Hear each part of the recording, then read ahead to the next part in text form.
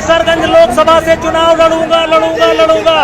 Ticket, दबदबा, कैसरगंज और बृजभूषण शरण सिंह, ये वो शब्द हैं जो इन दिनों हर किसी की जुबान पर हैं और उसकी वजह है बीजेपी द्वारा जारी की गई उत्तर प्रदेश के 51 उम्मीदवारों की लिस्ट, जिसमें मौजूदा सांसद बृजभूषण शरण सिंह का नाम नहीं है। जिसके बाद गोंडा के हर चौराहे, हर गली, हर नुक्कड़ों पर एक ही चर्चा है, वो है बृजभूषण सिंह के टिकट को लेकर। कैसरगंज का चुनावी मुद्दा होगा बृजभूषण सिंह, कोई मुद्दा नहीं है। मंडल की राजनीति में खासा दबाव और प्रभाव रखने वाले बृजभूषण के समर्थकों का कहना है कि ऐसा कोई नहीं जो बृजभूषण के सामने चुनाव लड़कर जीत सके और शायद उसकी वजह भी बृजभूषण द्वारा मीडिया में दिए गए चर्चित बयान है। आपको टिकट मिल रहा है? कौन काट रहा है उसका नाम बताओ। बृजभूषण जी काटोगे आप?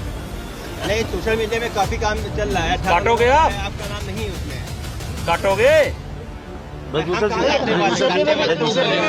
काट लेना।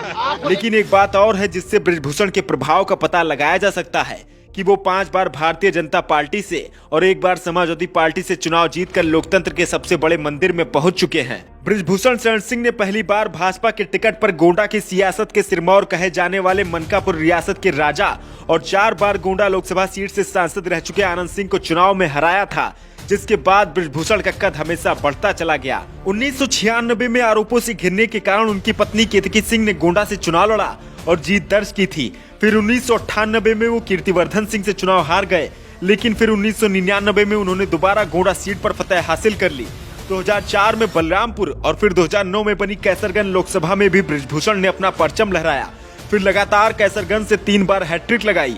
2019 के चुनाव में भी बृजभूषण का दबदबा बरकरार रहा। राम मंदिर आंदोलन में भी सक्रिय भूमिका निभाने वाले बृजभूषण सिंह क्षत्रिय समाज से आने के कारण मंडल के क्षत्रिय भी उन्हें अपना नेता मानते हैं और बृजभूषण का खासा प्रभाव मंडल की सभी सीटों पर है।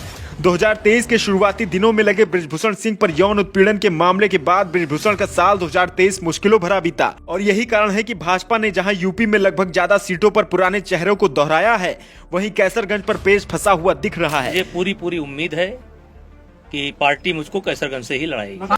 ऐसे में खबरों की माने तो बृजभूषण शरण सिंह के बेटे प्रतीक भूषण का नाम भी टिकट बंटवारे की चर्चाओं में है।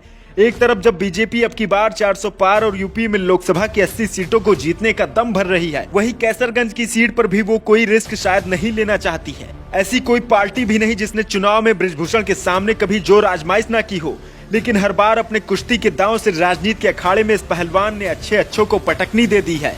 नहीं, आपने कहा पकड़ रही है, अब कमजोर हो गई है क्या?